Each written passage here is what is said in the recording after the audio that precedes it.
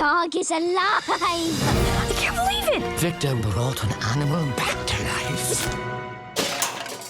I can fix that.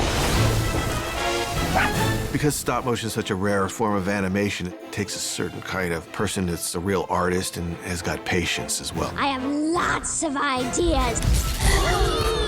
There's so much detail. There's so much craftsmanship. It really is incredible. I actually don't know how they do it. The puppet hospital has sort of nurses that look after the puppets on a daily basis. We make a lot of the characters here, and then we repair everything. Within the puppet hospital itself, we have a sculpting department, moulding department, armature department, foam and cast department, costume department, hair and wig, and paint. That's impossible.